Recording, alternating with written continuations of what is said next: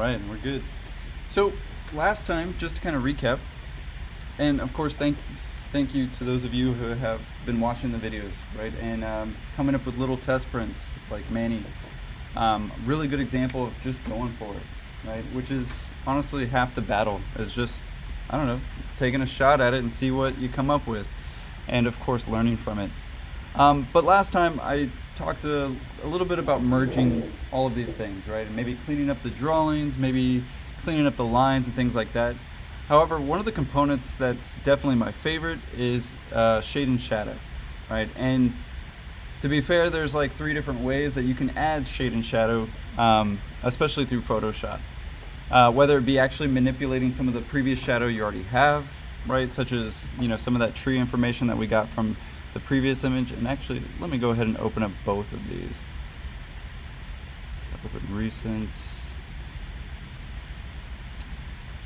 I think I called it exercise 1.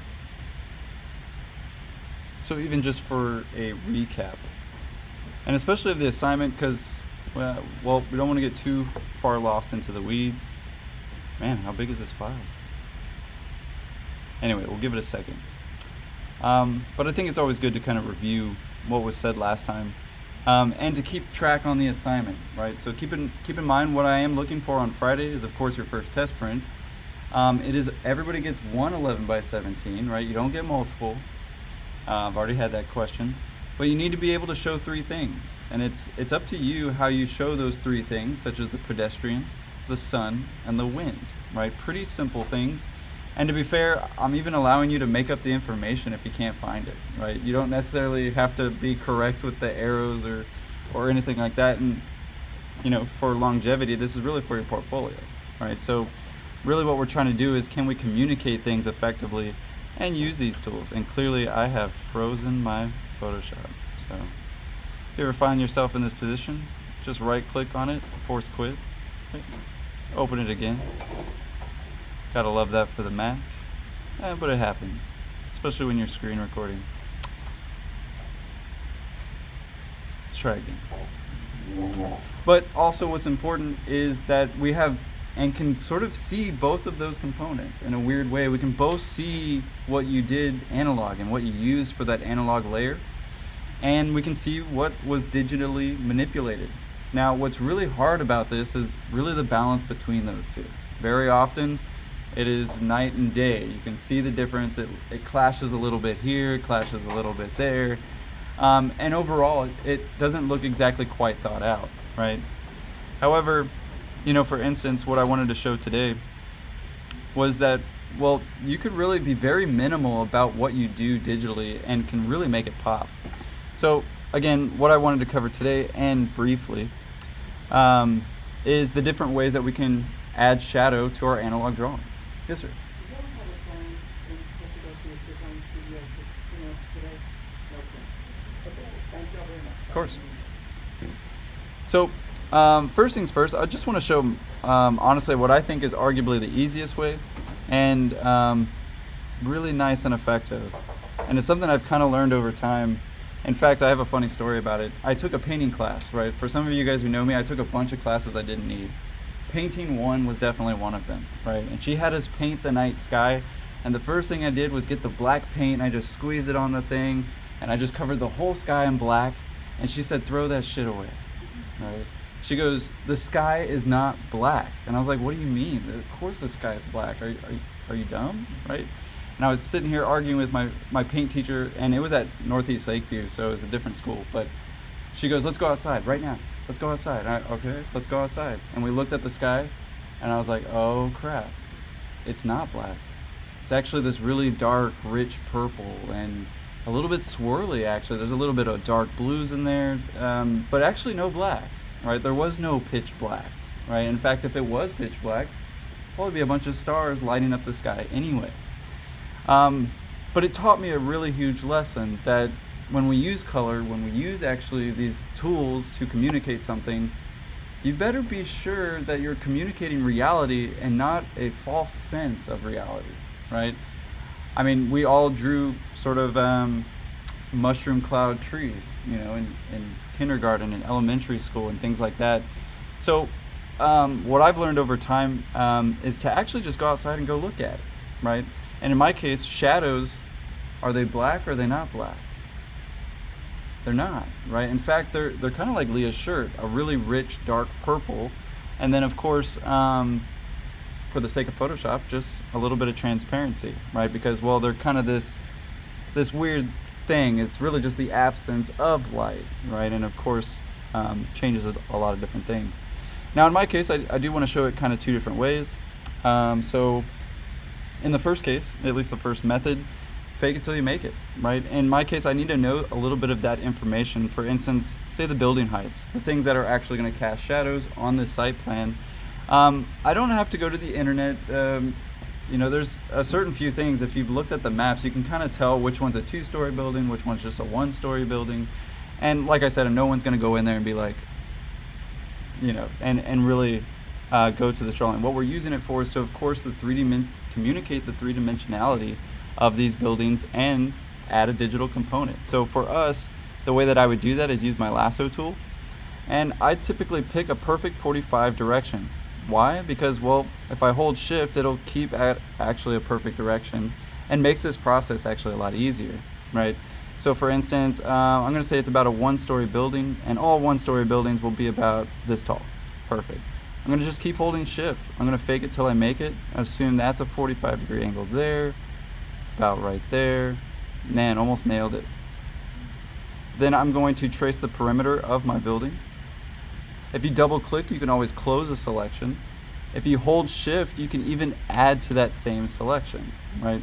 Again, I'm going to fake it till I make it. I probably know there's a little triangle there.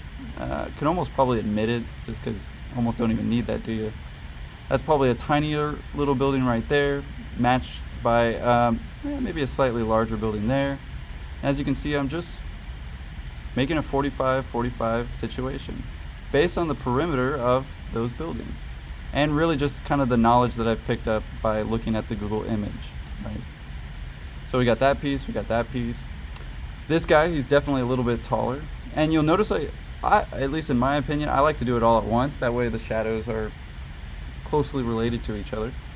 In my case, we have this little porte-cochere there, right? So I'm gonna hold shift again, hold shift again. That way I can, of course, keep my straight orthogonal line. And just fake it till I make it. Right? In some cases, yeah, I know there's not going to be a shadow there or there, so I'll just trace the perimeter. Oh, shadow's going to come about here. In fact, if I wanted to be fancy with the spices, right, I could almost kind of show the gable that would be there, right, in a way. Yeah, fake it till I make it, right? Escamilla's not going to come in here and be like, are those shadows perfect, right? But that part of the building's probably significantly taller, so I'm going to spread it out a little bit more. And that's about a 45, yeah, close enough. And the perimeter, right? So I'm just gonna get that whole piece. And if you mess up a little bit, not a huge deal. In fact, you can use your command tool if you're on, or sorry, option key on the Mac, and you can use the, what is the alt key on Windows. And you'll notice your cursor turns into a little minus sign actually. So what it's going to do is minus from the selection. So in my case, I don't need that triangle there. And I want to remove it. Simple enough. I got a little piece in there. I could probably, you know, not a huge deal. In fact, I kind of want a little bit of errors, right? Because, well, no drawing is perfect. But I'm just sticking to the building, so I'll do a shadow building layer, and then I'll get the trees involved. Because I do want to show how you can digitally add trees too. It doesn't necessarily need to be analog, but there are some options, right? Especially for a very analog base. And maybe I'm doing a lot of analog actually for my layers. So I just want to almost be gentle with the digital tools. That's kind of my part 2 for today. So I'm being a little bit more gentle with the digital tools and trying to, again, blend those in. So holding shift, add to my selection, hold shift again so it's straight. This is a pretty tall building actually, but not as tall as the other one. Fake it till I make it.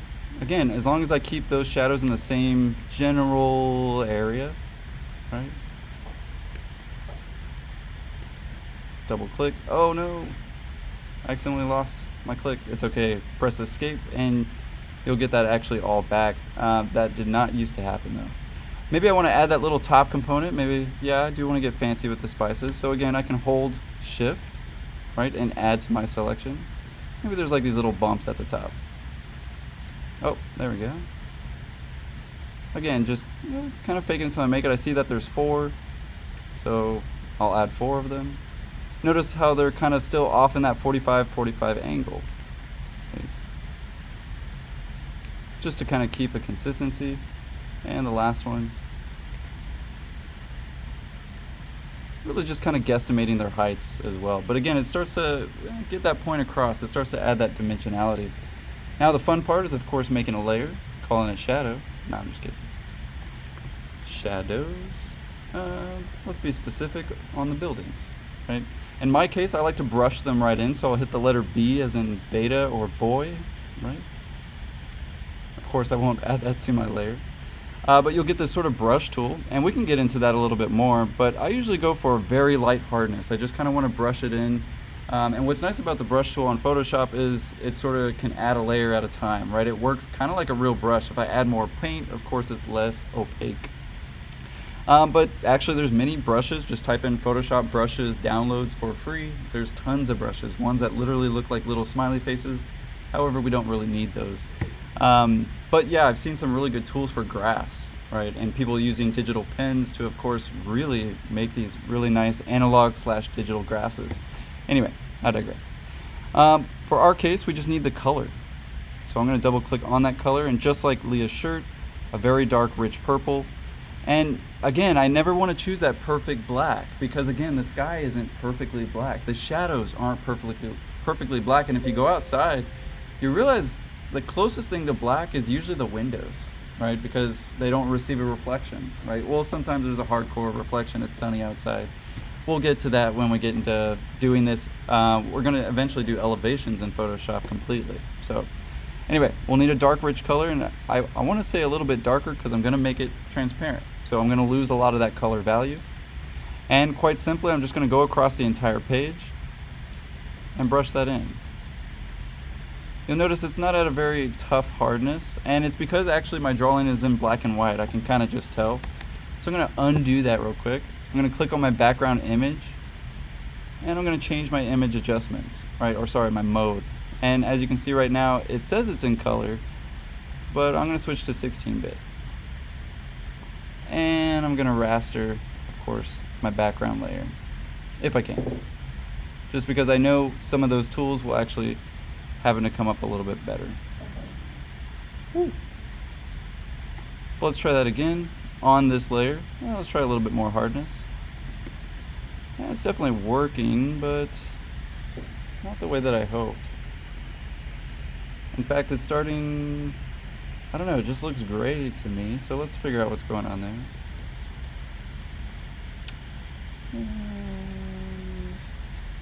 Actually, I kind of want to save this selection. So I'm showing you a couple of things at a time. So let's go ahead and erase my brush marks. And I kind of want to save that. You know, maybe, you know, my drawing's messed up like it is right now, and it's stuck in black and white mode, so I need to fix that first. So let's go ahead and save it just as a layer, right? That way I don't have to select all that over again. So in my case, I'm going to take the fill bucket tool, and that's this guy right here. Obviously I don't want white, I want to fill it in maybe with that piece. Simple as that, not too bad. I just click on the inside of one of my selections, and what's nice is, of course, I can keep that piece. And arguably, that's actually the color that I wanted. But again, I'm not a fan of doing that because I think the brush tool works better. However, I guess you could technically erase and get the exact same effect. Anyway, I'm talking in my own head right now. But clearly right now, this pops, right? Almost arguably too much, right? You almost can't see the ground position anymore. Arguably, we could just take that layer back. And that would be really the easiest way to solve it. But what's nice about this is I can, of course, hit and enact Control D or Command D and deselect that and still have that available. I can still hit the magic wand tool and get that all back into view. So as long as I'm on that layer, magic wand tool, I can click and again get that selection back. Right? So just in case I did want to change the color or really the layer in any way, I definitely could. Of course, in my case, I'm going to select the inverse so that it is that piece. kind of want to try the brushing again. So as you can see, we didn't have to fix anything, but clearly my brush tool is having a hard time, and it's still maybe stuck in a black and white situation. Yeah, it's just like making it whiter. Anyway, we could solve that. I know exactly what problem it is, and since we now have our deselection, let's go ahead and fix it real quick. So I'm going to unlock it. In my case, anytime that you kind of experience issues with your layers, and this is a little bit more advanced, you definitely want to convert it to a smart object first. What that does, honestly, I really couldn't tell you. It converts it into a smart object. In my case, and at least in our case, it means it makes it a little bit more editable, right? It's willing to accept a few more things to it, such as changing its mode or its pixel rate, right? Anyway, I'm not trying to get all computer science today. But now that we have that, you should be able to rasterize your image. Right, so if you, of course, right-click on the layer itself, and of course, let me know if I'm missing it. There it is, rasterize layer. And honestly, like that, you'll see that nothing has changed, except that it's become maybe a little bit more pixelated. I forgot how well I scanned this. That actually looks more than 300 DPI. I think it was maybe 450, but anyway. Now that we have that solved, we should have no, of course, issue brushing this in. So, I don't know, I do want to try that again, just because, for the sake of tutorial. Let's try that again. So in my case, magic wand tool. Boom, got him. Right click on my select the inverse. I'm going to try just a new layer and call it test brush layer. Obviously, you don't need two types of shadows. I just want to show you two different methods. So we got that one. Let's try this brush tool again. Switch my color. There we go. And the reason I like that is because, well, I can make certain parts a little darker, right? And I can make certain parts a little lighter. And the reason I do that is, well, it looks a little bit more realistic, right? So I'll leave that kind of, there's kind of that fade that happens, right? And again, I think it's just a little more artistic than just filling something in completely. Maybe this side's a little darker, maybe fades out a little bit there. And still I could take that layer and bring it back to make some very effective shadows, right? They're not quite digital, they're not quite analog. They start to at least acknowledge the analog layer that you do have. That being said, I sort of showed that, well, I didn't get to show it last time. Let's show it this time. Let's put some digital trees in, right? This is something I usually teach at the beginning of my computer graphics. So, of course, maybe a refresher if you've already had my computer graphics. Well, let's go ahead and look at some trees in analog or freehand. You can even type in architecture. DuckDuckGo is maybe not the best image generator. Plan view would probably be a little bit better. Don't put those together. But yeah, I'd be right there with you and totally lying if I said I didn't just print these out when I was a student and make them my own, trace on them, make them my own layer, and constantly until I just kind of memorized how to draw a tree really well. I mean, arguably that's why my memory is pretty good for these things, and of course teach freehand too now. But some things honestly stink. They look terrible. Right, but some things are pretty good, right? And something sort of akin to, again, Escamilla taught me, so Escamilla-esque, if you will, right? So I'm going to go ahead and open that in a new window and drag that. If you have a Mac, right, you can of course just drag it right on there.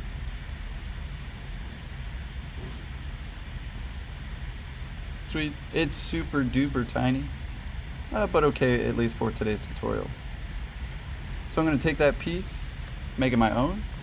In my case, I can turn off everything else if that's kind of getting in the way. And again, like last time, I like to make a background layer because those blocks kind of get in my way.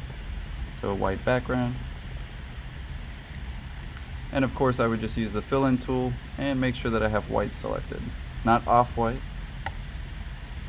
And voila, right? A little brighter, a little easier to see. But just like last time, I could use blending options. I could just erase it too. I mean, this tree's looking pretty good to me. That tree's looking pretty good. So I definitely want to keep those two. So maybe I'd take, well, wrong tool. Don't want to do that. I'll take my layer select tool And now that we know that we can just hold shift and add to our selection, I don't know, I think maybe I'll take 3. That one's looking pretty good too. Not too shabby. Select the inverse, right? So in my case, and just kind of erase the part that I don't need. I could be there all day. Usually 100% hardness to get rid of something. Yeah, get rid of what I don't need. Deselect. What else could I do?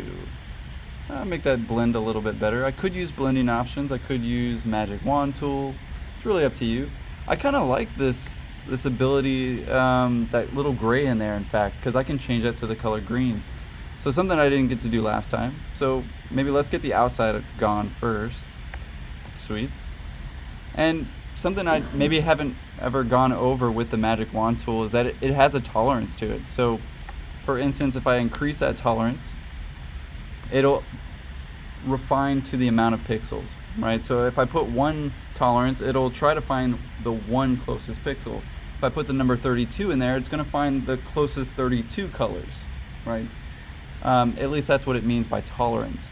So in my case, if I wanted to get closer to that black line, in fact, I'll use a little bit more color, right? So in my case, I'm going to use 34, right? And when I click again, it should in fact get a lot closer to that color. In fact, it even gets the white in there, right? So if I hit delete, it's really going to get rid of it, right? So the higher the number, again, the more tolerance. If you're trying to get real specific with the drawing, and let's face it, maybe your drawing only has black and white, then use a smaller number because there's not many colors, right? Anyway, hopefully that made sense, and at least it's recorded, right? I can fix the little mishaps and trimmings there, little mishaps there. Obviously, I don't want to copy sort of the background into my drawing. And arguably, this part should be transparent as well, so I could get, a little bit in there. In fact, I could click on it one at a time, kind of make it my own, and would really recommend that, right? I can't say this enough that, to be fair, architecture professors start to see the same trees here and there, right? That's definitely not the case if it's your own tree, right? Or say I actually draw these and even make sort of hybrid trees for my drawing. I could save these off and I could use that for every project that I have, in fact. So I really technically only have to do this once, right? And sort of make my hybrid tree, if you will. But for instance, let's imagine that I traced it and scanned these trees in. And so I kind of want to digitalize them, right? Well, there's a couple things I could do. I could just select each tree at a time, and in my case, I'd like to show you that we can change colors. So I can use my adjustment tool, I can go to replace color, and I can click on that sort of inside color. And you'll sort of notice, if I do this correctly, you should see that the white portion of my filter or my fuzziness is selecting that color, right? So if I wanted less of that color, right, that would probably be the way to do it, but as you can see, it is pretty choppy from that internet image or maybe the trace paper that it was scanned to. So in my case, I'm going to go for more fuzziness and get that color, and then you'll see it has an output color. So as long as I'm in the right mode, and it looks like I'm still in black and white mode, but that's okay. In my case, it looks like I'm giving it a green tint, but I may need to actually select a different color in there. Well, in my case, change the fuzziness. Of course, you can change the color here or what it's grabbing, right? In my case, you can get, I can change it the black even, right? Maybe I want to bring that up, or maybe change that to green, right? And it looks like I'm also in a black and white mode for this image, which is okay, but at least the tool is open to you and it could be changed. In fact, one of my favorite ways to change something is similar to last time, right? Just sort of replacing it with some sort of watercolor texture and of course tiling it and making it my own. But that's not as fun. So let's get in there. Let's get that piece. Let's brush it in. Why not? We got a brush. We got a hardness tool. That's way too big. I'm gonna go a little bigger with that. And honestly, I could use my freehand 2 skills. I'm gonna have I'm gonna have my light coming from this side, so I'd imagine this is gonna be the darker side. I'm gonna get a little bit of darkness in there, and I'm gonna be pretty sporadic with it, just like, half white, half darkness in there. Let's get a lighter tone, just like freehand as well. A lighter tone in there. And again, just kind of wanting that bright side. A little bit of darkness. Kind of want to chop it up a little bit, right? Add some tone.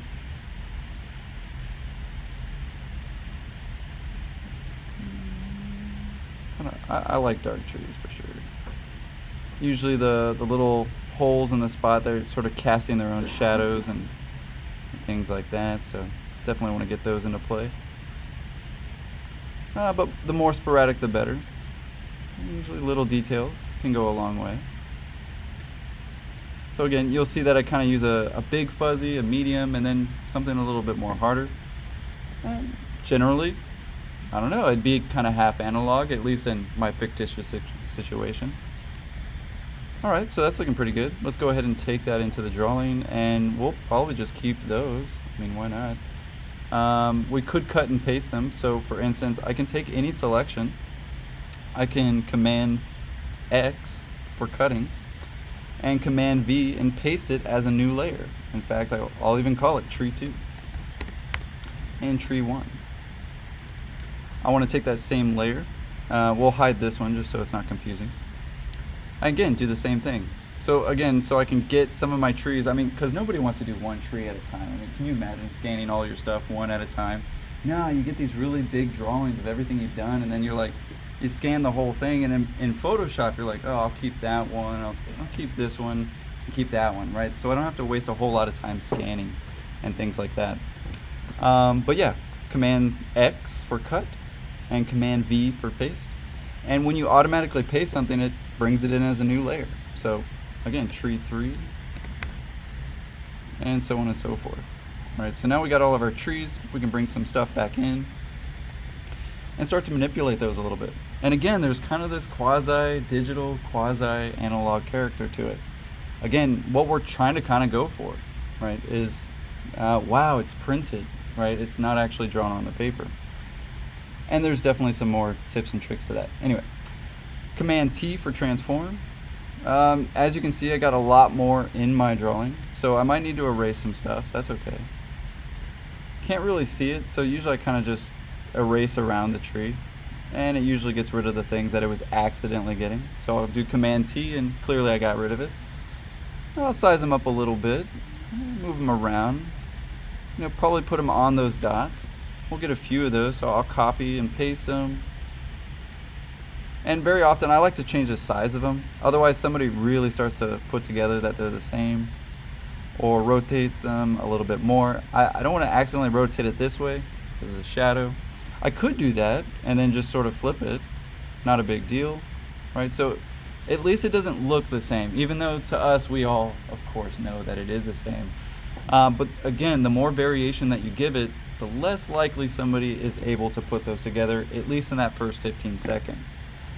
However, you guys will of course all understand the tricks, right? And then you'll start to see them in the advertisements when they accidentally copy the same person's left hand and just mirror it. And you're like, wait a minute, Vogue magazine, what are you doing?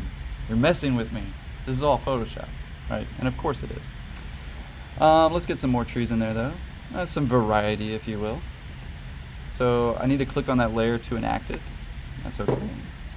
Now let's get one of those trees over there. That's looking pretty sweet. And it's overlapping that smaller building, so definitely not a bad idea. Why not? Let's get another one in there. That one's looking pretty sweet. Copy, paste. Oh, I accidentally moved the wrong thing. And that's okay. You can click on the layer and lock it. That way you don't accidentally move things. But what is nice, at least about the newest Photoshop, is as long as you're clicking on the piece or the ink, if you will, it'll move it, right? So that's kind of nice. That was definitely not a thing ever, and would have been so helpful in school. But again, variety. So I'm going to copy paste sort of these different trees, and arguably those green trees could probably use some transparency, maybe 50%. Very nice, right? And I know it's going to print a little bit darker, so definitely nice. However, this is starting to get kind of weird. I'm not going to do the whole thing, right? Not the whole project, but I noticed my buildings pop but my trees seem pretty flat on the ground, right? What would be the easiest way to, of course, produce this? Well, I'd want to move all my trees around first and, kind of get everything situated, the size aspects, the proportion, and maybe the variety in trees for sure. But the next thing I could do is make a tree layer. So I'm going to take all of these. I can either group them or smash them together. Again, this is after I've already decided where I want the trees to be. So I'm not moving them around anymore. But in my case, I'm going to, wow, I can convert all of them. Let's just try this out. I mean, sweet. And you can convert it to a smart layer. So we got some trees. Oh, looks like a tree missed out. That's okay, I didn't put them in the right spot. So let's get them in the right spot. Let's maybe move them around and change his size. And again, a slight variation can go a long way in terms of, yeah, those look like all different trees now. Arguably, anyway. Let's try that again. So apparently converting to a smart object is the same thing as merging layers, so that's pretty cool. So we got our trees, and I don't want to just sit there and make shadows again. I mean, that would be a little bit harder. Sure, I could brush them in, but let's just go ahead and copy and paste them, right? Nicely enough, it even copies it in the exact same position. And really all I have to do here is change it, right? So I need to match that angle that I've already chosen. So really just a 45-degree angle. Now if I have really big trees, they got really long shadows, really what that tells me is the time of day. Of course, if there's no shadow, what does that time tell me? What time of day is it? Noon, thank you, I heard that. If it's off to the east, the shadow is off to the east, what time of day is it? If the shadow is off to the east, what time of day is it in Texas? No. Afternoon, because the sun is in the west. I know, it starts to get tricky. But eventually, you'll get this, guys. You'll just know your cardinal directions, right? For instance, north is that way, right? East, west, and south. And you kind of start to even realize what part of the building you're in at all times. But anyway, so what I want to communicate is it's maybe 4 in the afternoon. So I'm not going to go with the long 6 in the afternoon shadow. I'm going to go with the 3 in the afternoon shadow. I'm going to put it off to the 45-degree. So that's about right. And obviously I don't want to double up my trees. So I'm going to call this one tree shadow. And we're going to erase a little bit in part of it because, well, I don't need really the shadow kind of in the tree. So I'm going to go with kind of a softness to it. I kind of want to blur it out just because, well, shadows are soft and blurry. And I kind of want to get to the size of the tree. I don't want to work a whole lot. I just want to kind of click and get rid of. So again, I'm just, it's got to rasterize the layer. That's okay. We'll rasterize it. What's funny enough is you can like convert it again. It's converted twice. But yes, we do have to rasterize in order to erase something. That's okay. But yeah, it's starting to look like a little double up pattern there. But again, I'm just erasing sort of in a fuzzy way the part of the tree I don't need. And sometimes I like to leave a little bit of it because, well, there's kind of inner shadows in there. Why not? But for the most part, get rid of it. Then I'm just going to take that layer, right, and of course, adjust it. So in my case, brightness and contrast. You can go with a pretty dark color. You can go with more contrast or less contrast, depending on how I kind of want to show those shadows. And I can really give them a tint and everything, right? We can change the color balance. Again, to kind of match those building shadows that we had. So again, just adjustments, color balance, and kind of add that purple back. So a little bit of magenta, a little bit of blue in there, maybe arguably even a little bit of warmness to it. Now, of course, that just controls the midtones, so my shadows, again, kind of the same colors. Not too rich, but again, that rich dark purple, again, like Leah's shirt. So we'll take that piece and we'll dial it back. And in my case, I'll definitely want to match it up with really kind of the building color there. But as you can see, now it starts to pop a little bit. Even our deciduous trees, arguably maybe a little bit too much. So I could still come back in with my erase tool, a little bit fuzzier and maybe a little bit smaller, and can still get rid of things that are a little too overbearing, right? Such as that piece, that's a little too much. But yeah, maybe a little too much there. I want the tree to pop a little bit. And again, I can always kind of come back in here and make it real nice and special. But what's nice is now it's its own component, right? I can change those really at any time, their color. And it's a really good way to digitalize an analog drawing, right? Because we kind of did the opposite thing last time. We kind of used the lines to, of course, actually make all the digital materials and things like that. So even arguably, what's even easier is if you've taken freehand 2, colorize it with a marker, right? And then, of course, try the same things. That being said, the last component that I want to get over, just because I have about 9 minutes left of this one, and again, sorry if it was, of course, an absolute review, but maybe a good refresher in that case. The next thing is honestly the true way to print in this room, right? I see a lot of us printing from the program itself, and that's never a good idea because the program itself needs certain drivers to communicate with the printers that we have at school.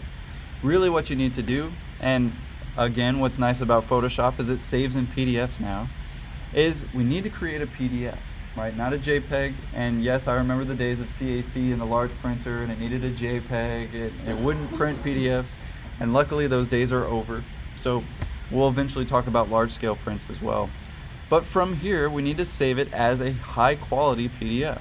So I'll go to Save As.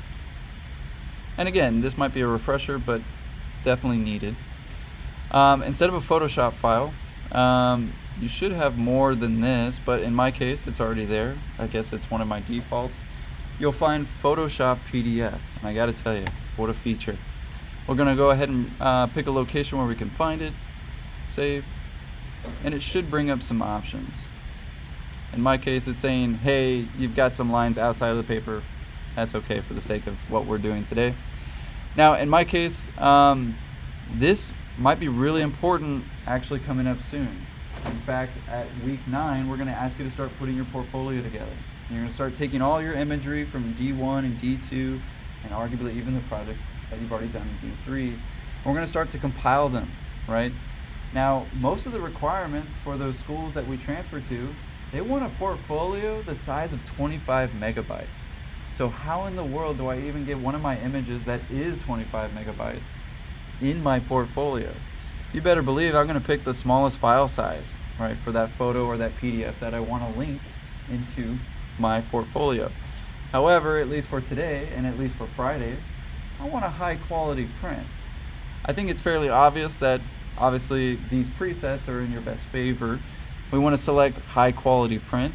And to be fair, you can even check out some of the other components of what it's doing. For instance, controlling the DPI, the output, the conversion or compression. You can even make a password on it. I mean, that's pretty cool. I didn't know that for a long time. And we can get a nice summary of what's happening in the project. But in our case, a high quality print goes a long way. And definitely want to embed page thumbnails. Why? Well, I may have brought in some of those images from my internet source, right? And what's nice is Photoshop is going to automatically put those together.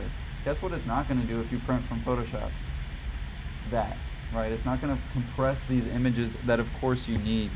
So in our case, we do want to embed our page thumbnails and make sure that it's a high quality print. It'll immediately change to a modified version, and that's okay too. I'm going to save that PDF. I'm going to of course say preserve Photoshop editing capabilities. That's really up to you. I usually say no because it makes a larger file size. And again, I'm filing save as, so this is a whole nother file. I want to keep my Photoshop file and a separate PDF file as my prints, which is normally what it's referred to as well. Or sometimes, gosh, what's the word? It is usually a print, but there's another word for it, a press. Anyway, so let's save that PDF, looking pretty good. And of course, to print it out, unfortunately we can't print from our personal computers. What you want to do is of course open this PDF on the school computer on Adobe Acrobat. Now again, I know it's a refresher for most of us, but just in case you're unaware, Adobe Acrobat has all the necessary drivers to communicate with this printer, right? And as long as you're signed up on the MLCC right, username, your printers will be there and you're good to go. Both this one and the large scale printers actually. But the large scale printers is a task for a different day. I'll have to record that one because it has changed a little bit, at least printing from the school as well. But hopefully we got that point across, because the thing you shouldn't do is just go to File and Print from Photoshop, right? Usually it comes up to this window, and arguably I even see students use the Photoshop program on the computers and print from there. That's really a no way to go, because again, those embedded files are going to get suddenly blurry or what's the word, pixelated, right? Because, well, the true image isn't actually there, right? Plus, it's just a really good standard and rule to make your PDFs, because to be fair, like if you go to Texas Tech, you never even have to do this, right? You just have to press print, and they have a print lab, and they make sure the print comes out correctly. And it's really nice because, well, they give you the print that you give them. So if you give them a JPEG, they're gonna give you JPEG quality. And if you give them a high quality PDF, that drawing's gonna be nice every single time, right? Of course, it'll always depend on the DPI that we scanned of our analog and things like that, but I digress. Anyway, so we definitely went over how to get some trees in there, digitalize some trees, and maybe digitalize at least the next component. I maybe have one last tutorial, and that's really kind of this final post-production, but I might save it till the next assignment. So as you guys know, our first pinup Friday, and any other questions? Maybe something I missed, or just something that kind of came up as you were going? Fair enough. All right, I'll end the recording there.